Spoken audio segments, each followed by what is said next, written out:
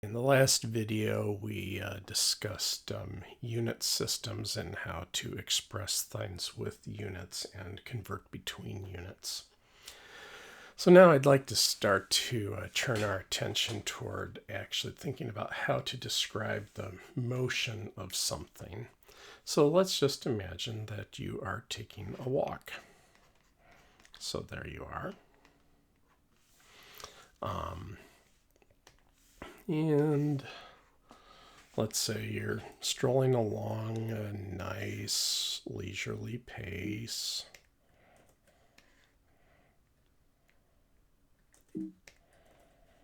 Something like that. So between each of these positions you occupy, 1 second elapsed. So I'll just draw a little clock and write 1 second.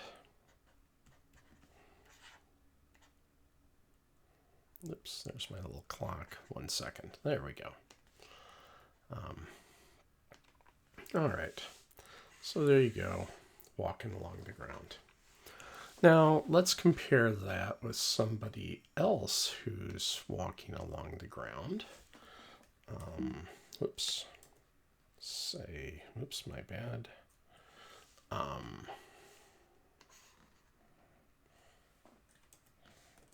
There we go. And we'll make them red, just make it a little more obvious.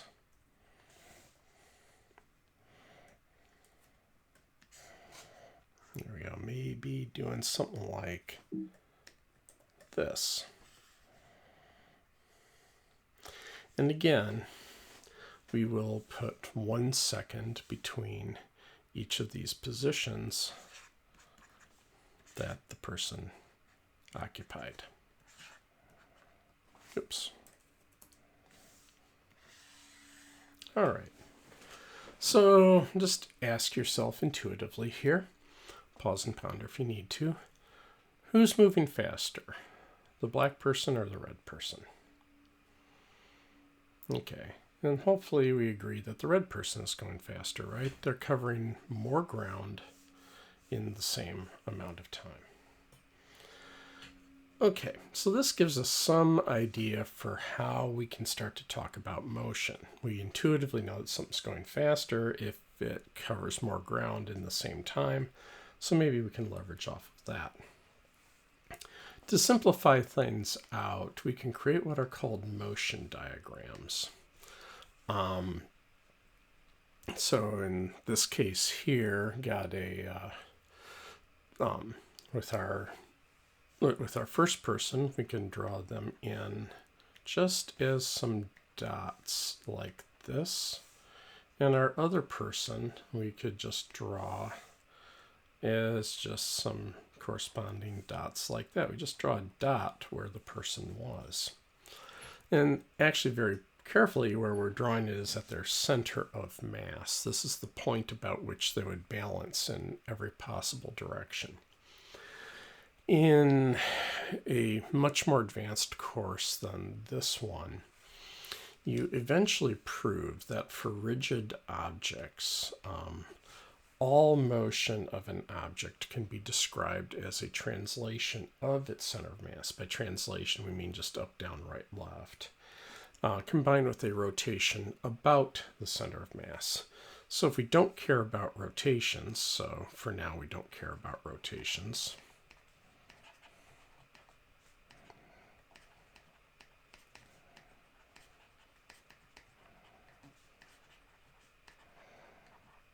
if we don't care about rotations, then all we need to worry about is just where their center of mass was located.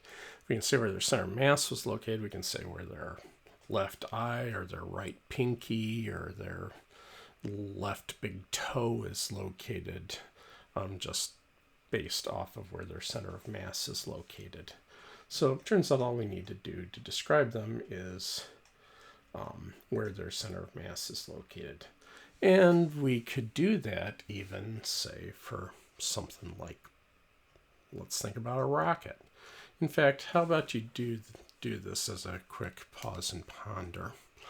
I'd like you to think about what a motion diagram would look like for a rocket just after ignition and it's launching. Okay, so hopefully you came up with something like this. At t equals 0, it's sitting on the launch pad. And then with each successive time interval, it's covering up more ground. So maybe this is at t equals 5 seconds here or something like that. This would be a perfectly good motion diagram for a rocket that is launching. All right.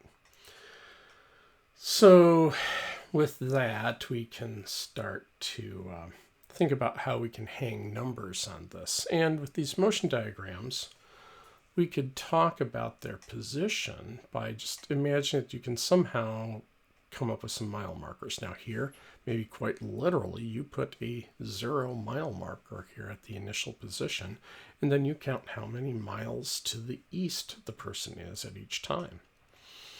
Or here, a natural choice would be to say that sea level is at 0 meters. And then you talk about how many meters above sea level the rocket is at any instant. Okay. Now, it turns out that to describe things, sometimes we can go with just a number, and sometimes we'll also need to have a direction with it. So this gives us two families of physical quantities, the ones that are vectors. So this is a number with a direction.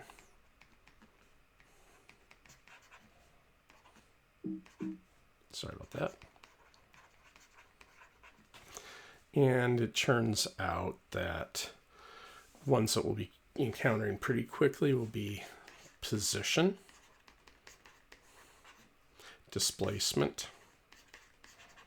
We'll define that in a minute. Velocity.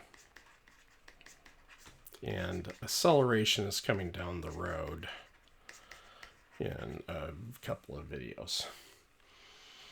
Okay, scalars are things that we can describe with just a number.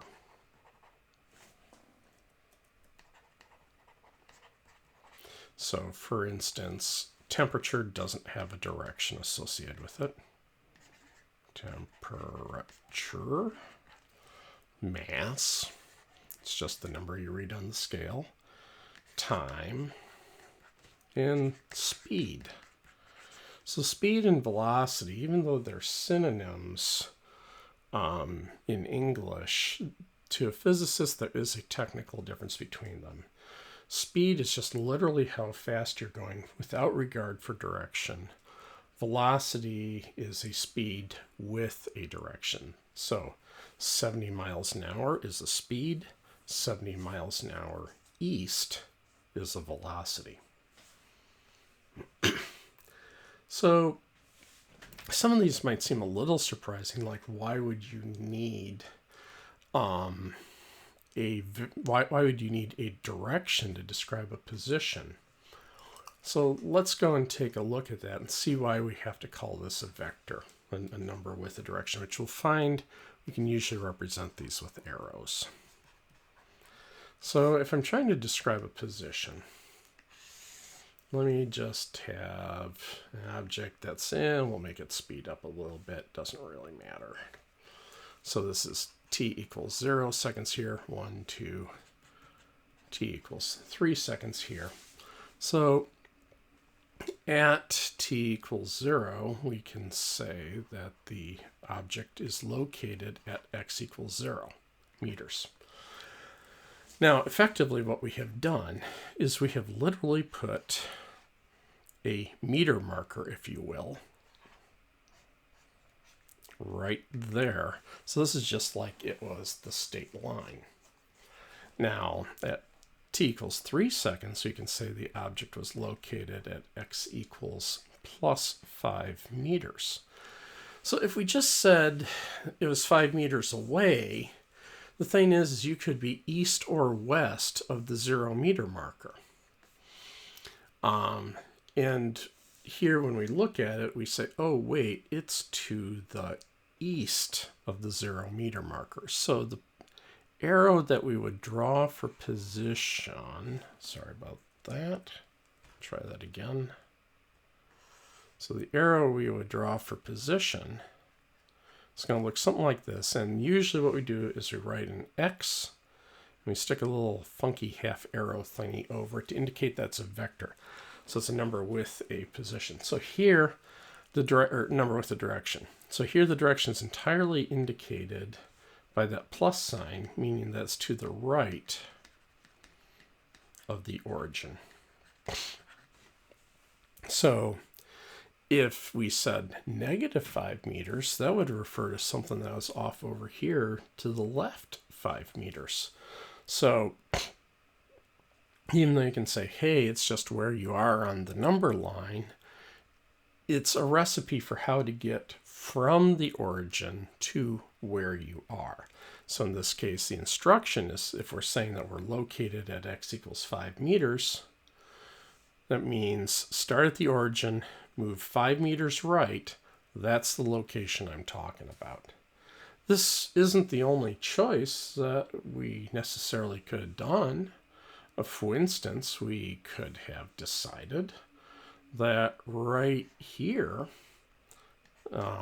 in pink, that this is x equals 0. So then this position here, if we think about it, to get from here to here,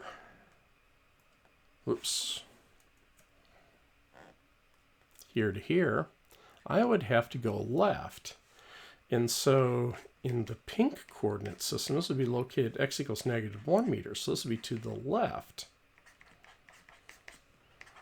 of the origin. So this would correspond to my initial, this is my alternative 0 meter marker, is located right here. So then similarly, where was this initial position? Well, I'd have to go 6 meters to the left of the pink 0 meter marker. So in the pink origin, I'd be saying this location was x equals -6 meters by the same token. So conventionally, if something is to the right of the origin, we say that that's positive. Whoops. My bad there. So positive means, whoops, to the right of the origin.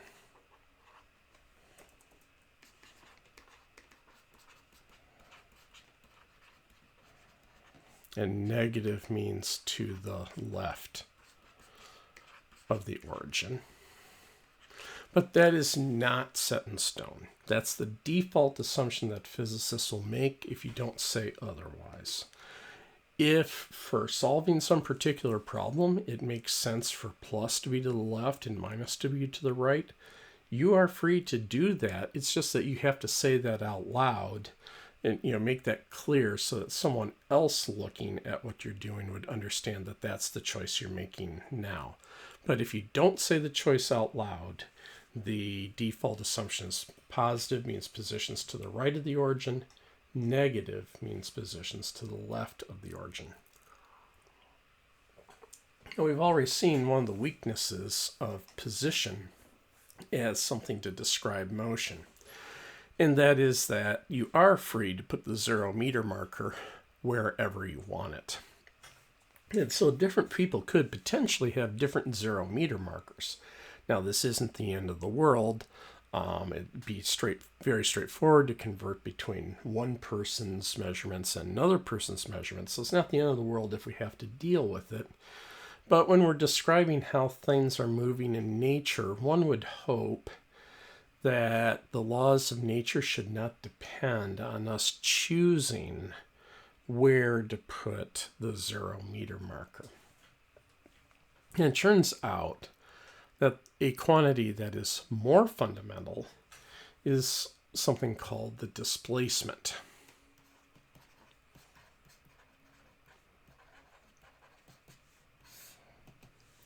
So this is the change in position.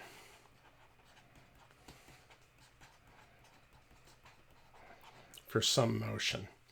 So the symbol for displacement is delta x. Whenever you see a capital Greek delta like that, that's always read as change in. Then change in what? X means position.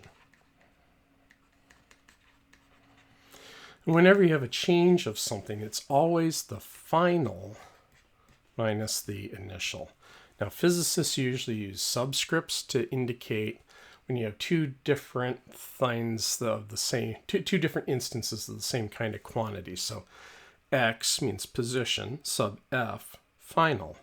X means position, sub I, initial. So the physical dimension of displacement is a length, and typical units would be meters. So let's just take a look at, say, a car. So we got a car cruising down the road. Let's say the state line is located right here. And as we know, mile markers always start at 0 on the southern and western borders of a state. So let's say the car starts 2 kilometers west of a state line. Now, of course, the way they actually implement it would be some large number in the other state, but we could just as easily say -2, that means 2 kilometers west of the state line. So we'll go with that. So our car is initially located here. And, or sorry, at the end it's located there, my bad. So this is x final.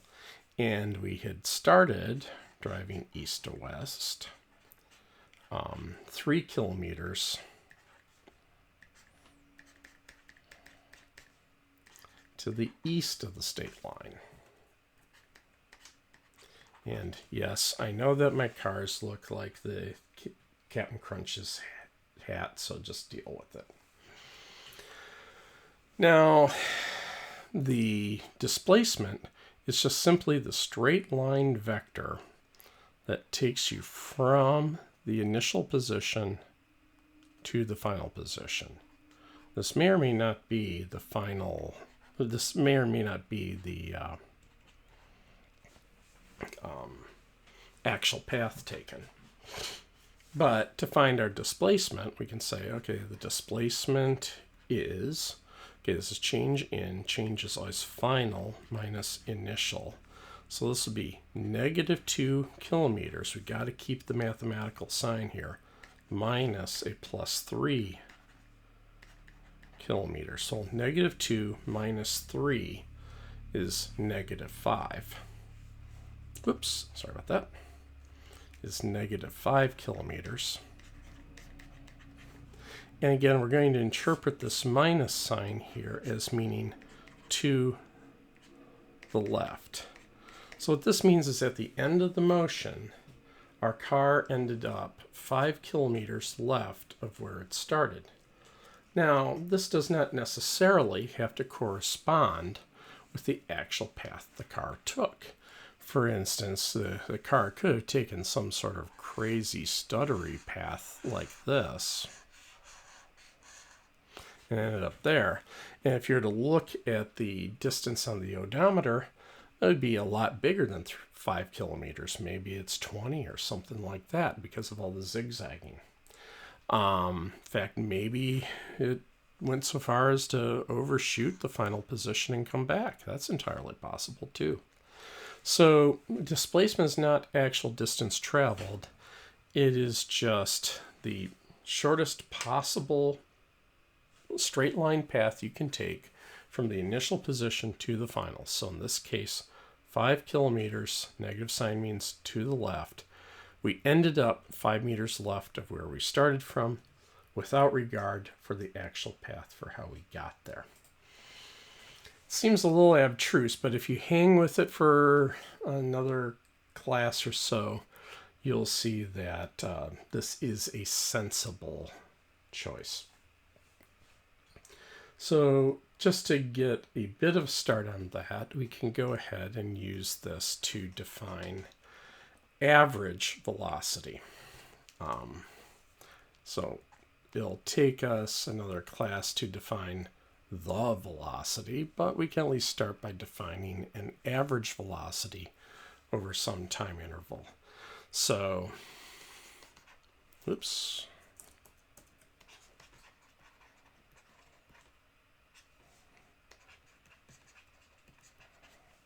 There we go.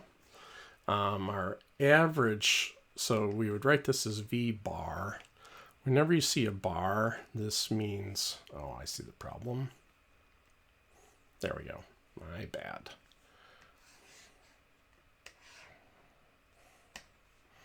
Whenever you see a bar, this should be read as meaning an average value of the thing. Is defined. So when you see an equal sign that has a third line on it, to a physicist, this means by definition. So the average velocity is defined to be the displacement over the elapsed time it took to do the motion. So the displacement over the time. So this is displacement up here.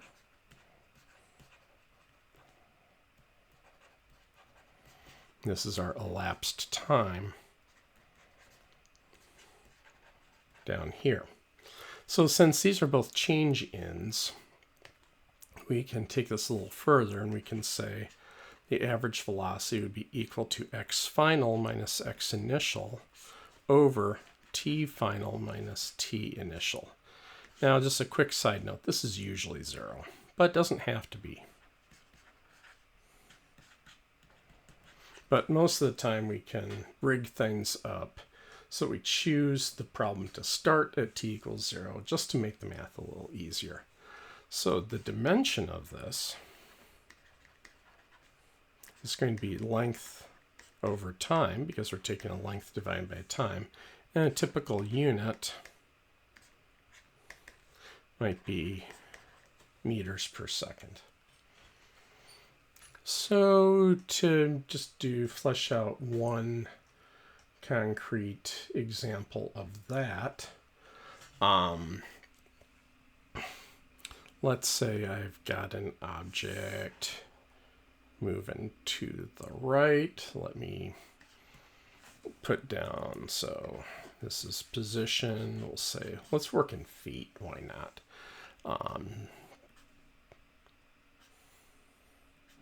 So we'll say this is 0, 20, 40, 60. In this particular case, we'll say that the person's moving fairly uniformly.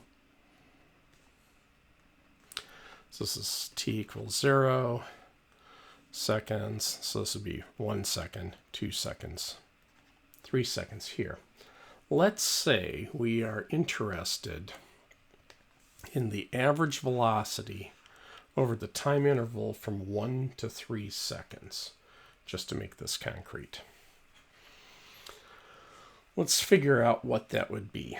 So the average velocity would be the displacement over the change in time. So x final minus x initial over t final minus t initial. So x final is going to be 60 feet. We'll be subtracting 20 feet. And we'll divide by 3 seconds minus 1 second because those are the times of day that the object was at those locations. So this would be 60 minus 20 is 40 feet. Over 3 minus 1 is 2 seconds. So this works out to be 20 feet per second. Now, since this is a vector, the sign means something. The plus sign here means that it was moving to the right. So if we draw in our average velocity vector, it's going to look something like this. We'll just say v average is 20 feet per second to the right. Now this will always point in the same direction as the displacement vector. Now here, just let me draw the displacement with a different kind of arrow just to make it a little more obvious I'm talking about something different. Here, delta x would be, well, 60 minus 20 is plus 40 feet. Notice I didn't draw these the same length. They don't need to be the same length. This is because the units don't match. This is feet per second, that's feet. You never do a meaningful comparison. I could draw my v-bar to be longer, shorter, or the same length on the piece of paper as my displacement. Because the units don't match, I can't meaningfully compare length. However, they always have to point in the same direction. So I displaced 40 feet to the right, so I ended up 40 feet to the right of where I started from. This means that on average, my motion was to the right. So the velocity vector and the displacement vector better point in the same direction. All right, in the next series of videos, we will start to get a little more graphical with this and start to study uniform motion. So have a good one.